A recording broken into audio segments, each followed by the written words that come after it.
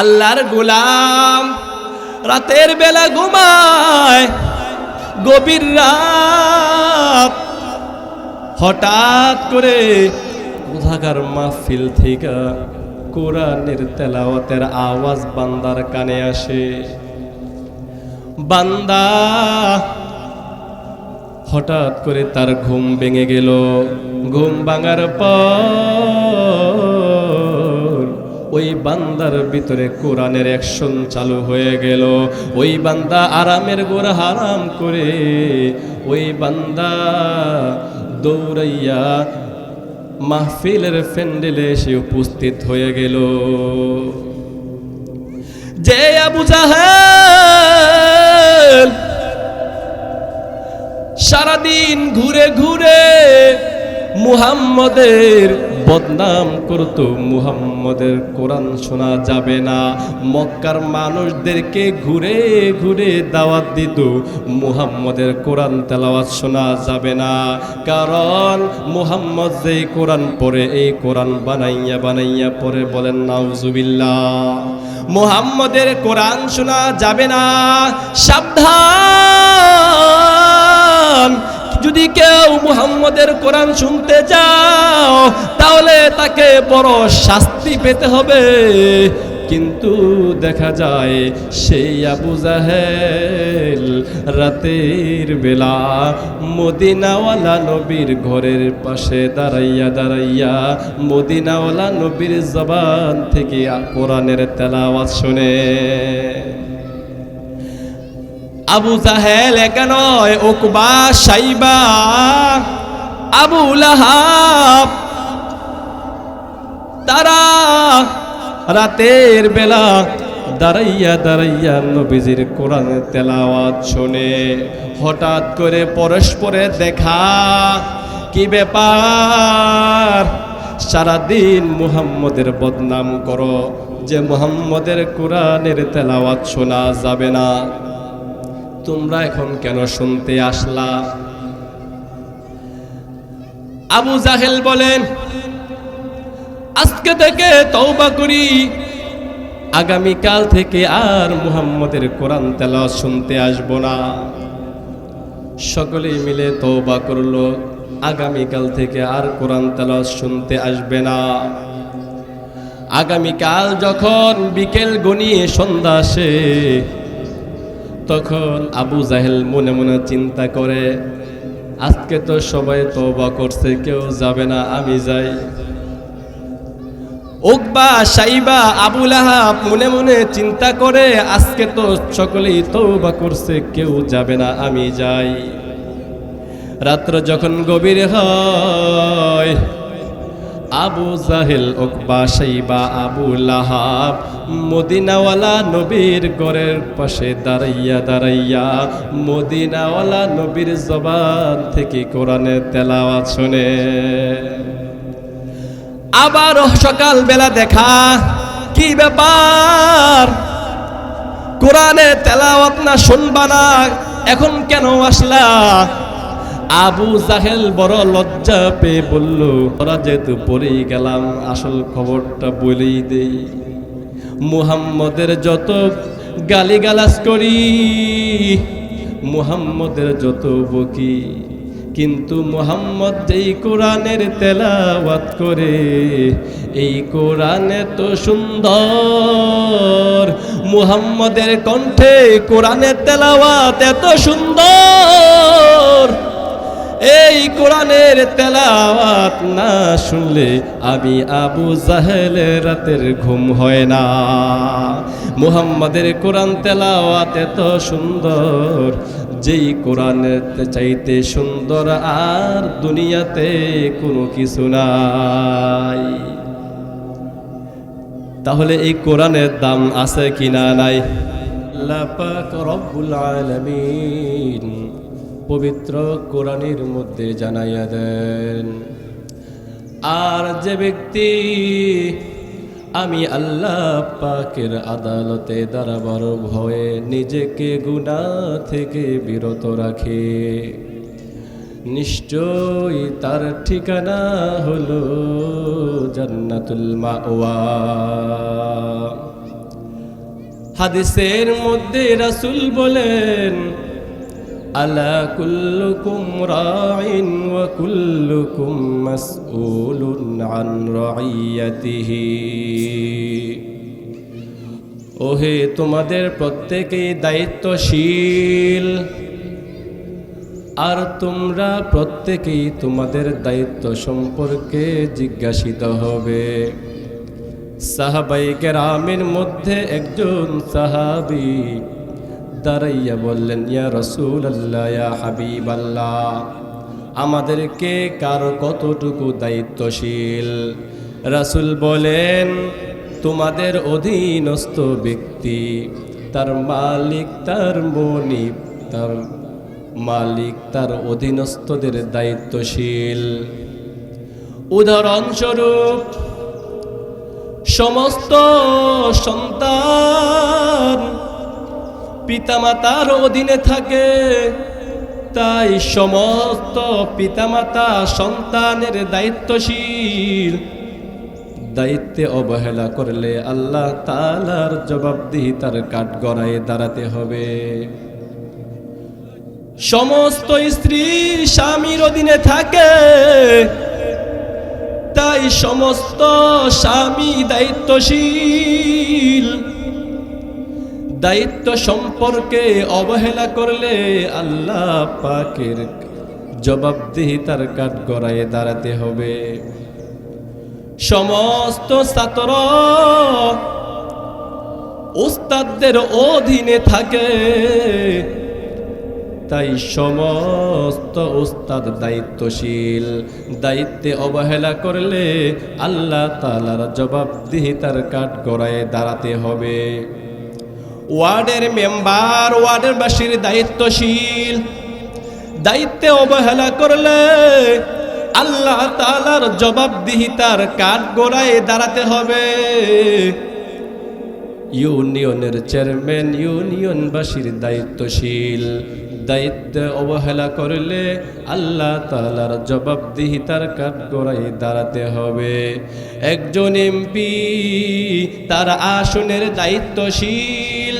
দায়িত্ব সম্পর্কে অবহেলা করলে আল্লাহ তাআলার জবাবদিহিতার কাঠগড়ায় দাঁড়াতে হবে। দেশের প্রধানমন্ত্রী দেশ ও জাতির দায়িত্বশীল। দায়িত্ব সম্পর্কে অবহেলা করলে আল্লাহ তাআলার জবাবদিহিতার কাঠগড়ায় দাঁড়াতে হবে। সমস্ত আহলে হক উলামায়ে কেরাম সমস্ত উম্মতের দায়িত্বশীল। দায়িত্ব সম্পর্কে অবহেলা করলে আল্লাহ তাআলার জবাবদিহিতার কাঠগড়ায় দাঁড়াতে হবে। তাহলে আমরা তখন কি বুঝলাম? কে কার কতটুকু দায়িত্বশীল। সুতরাং পিতামাতার লক্ষ্য রাখতে হবে, গভীর দৃষ্টি রাখতে হবে, যেন সন্তানের দায়িত্ব পালনের ক্ষেত্রে কোনো অবহেলা না হয়। স্বামীর লক্ষ্য রাখতে হবে, যেন স্ত্রীর দায়িত্ব আদায়ের ক্ষেত্রে কোনো অবহেলা না হয়। সমস্ত উস্তাদদের লক্ষ্য রাখতে হবে, যেন ছাত্রদের দায়িত্ব আদায়ের ক্ষেত্রে কোনো অবহেলা না হয়। সমস্ত মেম্বারদের লক্ষ্য রাখতে হবে, যেন ওয়ার্ডবাসীদের দায়িত্ব পালনের ক্ষেত্রে কোনো অবহেলা না হয়। সমস্ত চেয়ারম্যানদের লক্ষ্য রাখতে হবে, যেন ইউনিয়নবাসীর দায়িত্ব পালনের ক্ষেত্রে কোনো অবহেলা না হয়। সমস্ত এমপিদের লক্ষ্য রাখতে হবে, যেন তারা আসনের দায়িত্ব পালনের ক্ষেত্রে কোনো অবহেলা না হয়।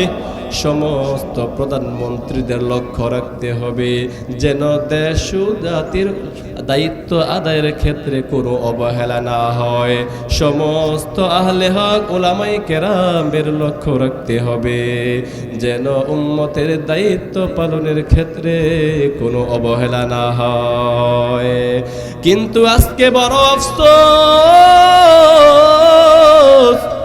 পিতামাতা নিজের সন্তানের খবর নাই, আরেকজনের সন্তানের মাথা নিয়ে টানাটানি। অমুকের সন্তান ভালো না, অমুকের ছেলে ভালো না, অমুকের মেয়ে ভালো না, নিজেরটার কোনো খবর নাই। আরেক দল লোক আছে গো, যারা পিতামাতার কোনো খবর নাই, সন্তানের কোনো খবর নাই, স্ত্রীর হক আদায়ের ব্যাপারে কোনো খবর নাই, তারা উম্মত নিয়া বড় পাগল।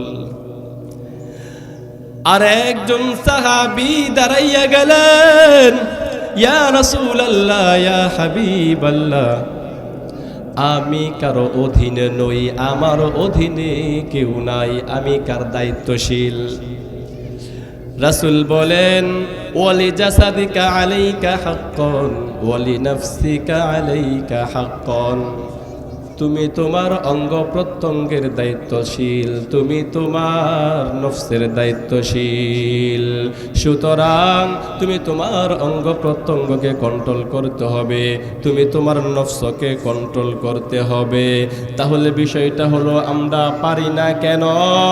কারণ আমরা বড় দুর্বল, আমাদের সৃষ্টিটাও বড় দুর্বল, আমাদের চলাফেরাটাও বড় দুর্বল, আমাদের খানা পিনাও বড় দুর্বল। আল্লাহ পাক রব্বুল আলামিন ডাক দিয়া বলেন, ওয়া খুলিকাল ইনসানু দাঈফা। আল্লাহ পাক রব্বুল আলামিন বলেন, হে রে ইনসান, আমি আল্লাহ তোরে বড় দুর্বল করে বানাইলাম, যেই কারণে তুমি চলাফেরাতেও বড় দুর্বল, খানা পিনাতেও বড় দুর্বল। হে বান্দা, এমনকি তোমার মাথার জেহেন শক্তিটাও বড় দুর্বল। যেই পৃথিবীতে বসবাস করছো, সেই পৃথিবীর পরিবেশটাও বড় দুর্বল। যেই কারণে একটা প্রাণী যেই পরিমাণ খাবার খায়, তার 100 ভাগের 1 ভাগও আমরা খাইতে পারি না। ওই যে মিরপুর চিড়িয়াখানায় লেখা আছে, একটা বাঘের দৈনিক খাবার 17 কেজি মাংস। আসেন এলাকায় কেউ 17 কেজি মাংস খাইতে পারবে? আল্লাহ ডাক দে বলে, হে রে বান্দা, তুমি দুনিয়ার ক্ষেত্রেও বড় দুর্বল, আখিরাতের ক্ষেত্রেও বড় দুর্বল। এমনকি মানুষ নিজের বানানো জিনিসের ক্ষেত্রেও বড় দুর্বল। আল্লাহ পাকের কুদরতের দ্বারা সৃষ্টি একটা পিপিলিকার কাছেও মানুষ বড় দুর্বল। রাতের বেলা যখন ঘুমাইতে যাও, কানের মধ্যে যদি একটা পিপিলিকা ঢুকে যায়, মনে হয় অনেক শান্তির ঘুম হয়। হ্যাঁ, শান্তির ঘুম হয়। এসির মশারি টানাইয়া ঘুমাও, এত ছোট ছোট ছিদ্র, একটা মশা পর্যন্ত ঢুকার কোনো উপায় নাই। তারপরও দেখা যায় মশারির ভিতরে মশা এসে হাজির। কিন্তু আল্লাহ যে তোমাকে আমাকে একটা নাক দিল, 2টা কান দিল, নাকের ভিতরে কানের ভিতরে এত বড় বড় ছিদ্র, সেই ছিদ্র দিয়া কখনো মশা ঢুকে না। আল্লাহ বলে, বান্দা, তুমি একটা পিপিলিকার কাছেও বড় দুর্বল, তুমি একটা মশার কাছেও বড় দুর্বল। আল্লাহ বলে, বান্দা, আমি তোমাকে দুর্বল করেই বানাইলাম। আল্লাহ পাক সমস্ত মাখলুককে ডাক দিয়ে বলেন, হে দুনিয়ার মাখলুক, আমি আমার বান্দাকে বড় দুর্বল করে বানাইলাম। সাবধান, আমার বান্দার সাথে কোনো বেয়াদবি করবি না। আমার বান্দা বড় দুর্বল, কিন্তু আমার বান্দার মর্যাদা দুর্বল না। আল্লাহ পাক বলেন, আমি আমার বান্দাকে সমস্ত মাখলুকের মধ্যে শ্রেষ্ঠ মর্যাদা দিয়া দুনিয়াতে পাঠাইছি। আল্লাহ ডাক দে বলেন, হে দুনিয়ার মুসলমান, আমি আল্লাহ তোমাকে দুর্বল করে বানাইলাম, যেন হে বান্দা তুমি অহংকারী না হও। এর জন্য আরেকটা গুণ দিয়া দিলাম, যেন বান্দা তুমি দুনিয়াতে সম্মানের সাথে মর্যাদার সাথে চলতে পারো। এক দিক দিয়া দুর্বলতার গুণ দিলাম, আরেক দিক দিয়া একটা শ্রেষ্ঠত্ব মর্যাদার গুণ দিয়া দিলাম। হে বান্দা, এই দুইটা গুণ দিয়া আমি আল্লাহ তোর জীবনটাকে ব্যালেন্স করে দিলাম। এই ব্যালেন্স যদি ঠিক রাখতে চাও, তোমাকে দুইটা কাজ করতে হবে। রাসূল বলেন, ওয়ালি জাসাদিকা আলাইকা হাক্কান, তোমার অঙ্গ প্রত্যঙ্গকে কন্ট্রোল করতে হবে। 2 নাম্বার, ওয়ালি নাফসিকা আলাইকা হাক্কান, তোমার নফসকে কন্ট্রোল করতে হবে। কারণ আল্লাহ পাক ডাক দে বলে, হে বান্দা, এই কাজ তুমি একা পারবা না, কারণ তোমার সৃষ্টিটাও বড় দুর্বল, তোমার চলাফেরাটাও বড় দুর্বল, তোমার খানা পিনাটাও বড় দুর্বল, তোমার মাথার জেহেনটাও বড় দুর্বল। এমনকি যে পৃথিবীতে বসবাস করছো, সেই পৃথিবীর পরিবেশটাও বড় দুর্বল।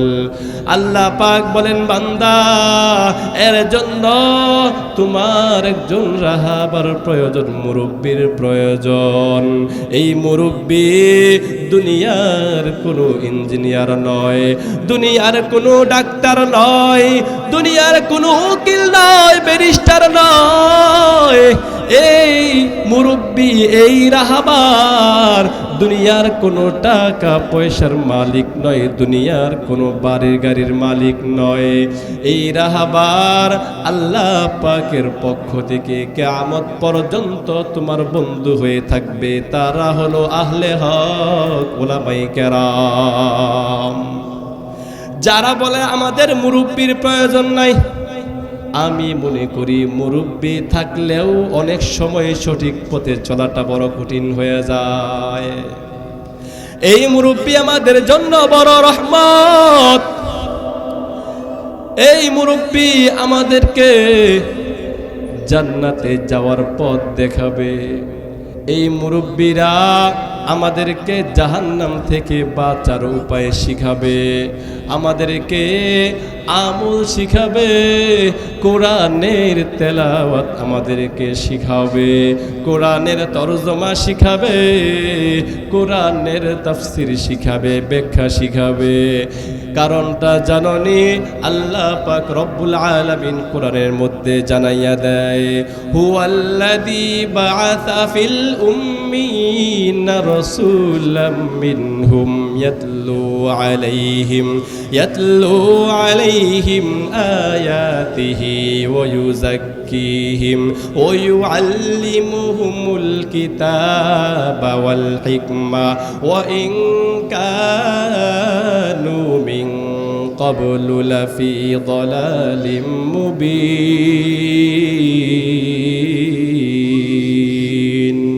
এই কালামে জিন্দা কুরআনে হাকিম, হিকমতে উলায়া জালাস্তু কদিম, জামিউল ইলমি ফিল কুরআনে হাকিম, তাকাসুরাত আনহু আফহাবুর রিজালিন।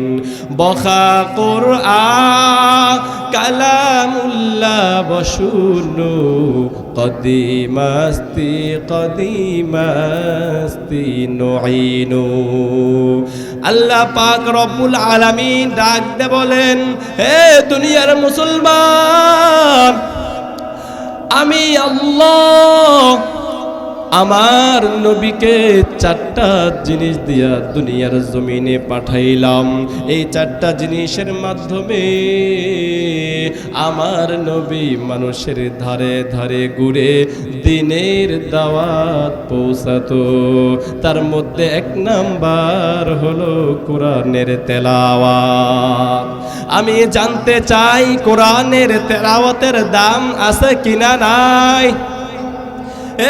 কেমন দাম জাননি গো? মায়ার নবী বলেন, হেরে উম্মতের দল, যদি তুমি এই কোরআন থেকে একটা হরফ তেলাওয়াত করো, আমার আল্লাহ তোমার আমলনামায় 10টা নেকি লিখে দিবেন। আর যদি কোনো উম্মত এই কোরআনের একটা হরফ নামাজের মধ্যে দাঁড়াইয়া দাঁড়াইয়া তেলাওয়াত করে, আমার আল্লাহ তার আমল নামায় 100টা নেকি লিখে দিবেন। আর যদি এই কোরআনের তেলাওয়াত, এই কোরআনের একটা হরফ বসে বসে তেলাওয়াত করো, তাহলে আমার আল্লাহ পাক রব্বুল আলামিন তোমার আমল নামায় 50টা নেকি লিখে দিবেন। তাহলে এই কোরআনের দাম আছে কিনা নাই? এই কোরআনের আসর আছে কিনা নাই? প্রভাব আছে কিনা নাই? এই কোরআনের অ্যাকশন আছে কিনা নাই? কেমন অ্যাকশন? আমি এখান থেকে বসে কোরআনের তেলাওয়াত করি, আর আপনি ওইখানে বৈশা বৈশা কোরআন শোনেন, আপনার ভিতরে একটা অ্যাকশন চালু হয়ে গেল। এই কোরআনের দাম কেমন দাম? আপনিও কাপড় পরেন, আমিও কাপড় পরি, দামি দামি কাপড় পরি, কিন্তু ওই কাপড়টার ওই পরিমাণ দাম নাই। কোরআনের সাথে লাগার কারণে, গিলাফ নাম হওয়ার কারণে তার দামটা বড় বেড়ে গেল। কাঠের চেহারটার বড় দাম, গড়ের খাটটারও বড় দাম, কিন্তু ওই পরিমাণ দাম নাই। কোরআনের সাথে লাগার কারণে, রেহাল নাম হওয়ার কারণে তার দামটাও বড় বেড়ে গেল। এই এলাকায় অনেক বিল্ডিং রয়েছে, অনেক দামি দামি বিল্ডিং রয়েছে, কিন্তু ওই পরিমাণ দাম নাই কোরআনওয়ালা মাদ্রাসার বিল্ডিংয়ের যেই দাম।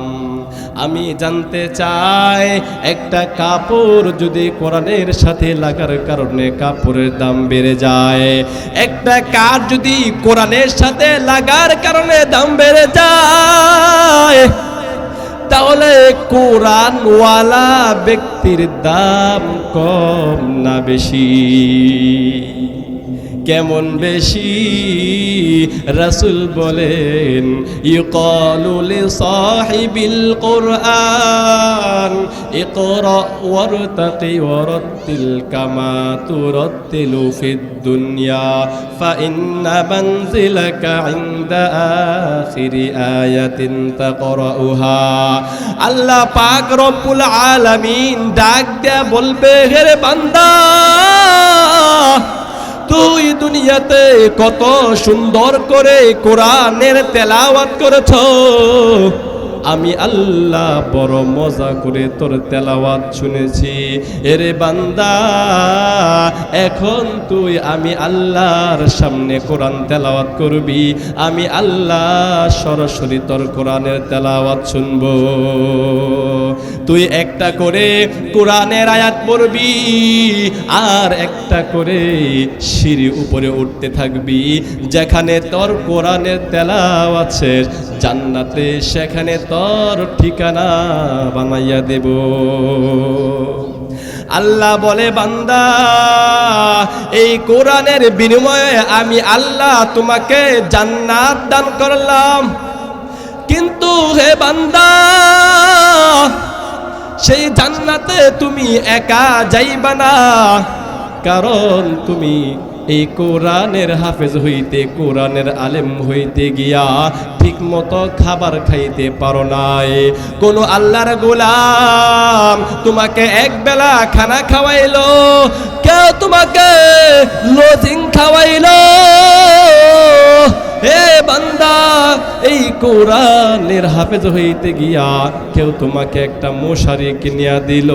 হে বান্দা, এই কোরআনের হাফেজ হইতে গিয়া তুমি ঠিক মতো কাপড় পরিধান করতে পারো নাই। কেউ তোমাকে একটা পাঞ্জাবি কিনিয়া দিল, কেউ তোমাকে একটা টুপি কিনিয়া দিল। বান্দা, যেই মাদ্রাসায় পড়েছ সেই মাদ্রাসায় কেউ দান করলো, সেই মাদ্রাসার জন্য কেউ রড দিল, সিমেন্ট দিল, সেই মাদ্রাসার জন্য কেউ টাকা পয়সা দিয়ে সহযোগিতা করেছে। এ বান্দা, একটু তাকিয়ে দেখো জাহান্নামের দিকে, তাদের মধ্যে কেউ জাহান্নামে চলে গেল কিনা। যদি জাহান্নামে চলিয়া যায়, তাদের মধ্য থেকে 10 জন ব্যক্তিকে তোমার সাথে জান্নাতের মেহমান বানাইয়া নাও। সুবহানাল্লাহ। তাহলে এই কোরআনের দাম আছে কিনা নাই? আজকে বড় আফসোস হয়, নিজেকে মুসলমান দাবি করি কিন্তু আমাদের ভিতরে কোরআনের তেলাওয়াত নাই। নিজেরাও পড়ি না, সন্তানদেরকেও শিক্ষা দেই না। বড় আফসোস। এই কোরআন অনেক দামি কোরআন, কারণ এই কোরআনের আগে যত কিতাব ছিল সমস্ত কিতাবগুলো শেষ হয়ে গিয়েছে। নবী শেষ, নবীর নবুয়ত শেষ, কিতাবও শেষ। কিন্তু এই কোরআন এত দামি কোরআন, নবী নাই কিন্তু নবীর কিতাব আছে। কারণটা কি? কারণ আল্লাহ তাআলা বলছেন যে এই কোরআন আমি আল্লাহ নাজিল করেছি, এই কোরআন আমি আল্লাহ তাআলাই হেফাজত করব। অন্য কোনো কিতাবের ক্ষেত্রে বলেন নাই, এই কোরআনের ক্ষেত্রে বলছেন। তাহলে এই কোরআনের দাম আছে কিনা নাই? এই কোরআনের তেলাওয়াত করার প্রয়োজন আছে কিনা নাই? আল্লাহ আমাদেরকে সকলকে বেশি বেশি কোরআনের তেলাওয়াত করার তৌফিক দান করেন। বিশেষ করে আমাদের সন্তানদেরকে এই কোরআন শিক্ষার জন্য মাদ্রাসায় পাঠাইতে হবে।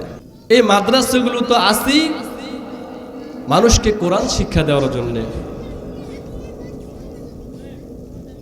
আল্লাহ পাক রব্বুল আলামিন আমাদেরকে এবং আমাদের সন্তান, আমাদের নাতি, আমাদের বংশধর সকলকে এই কোরআনের হাফেজ আলেম বানানোর তৌফিক দান করেন। সকলে বলিয়া আমিন।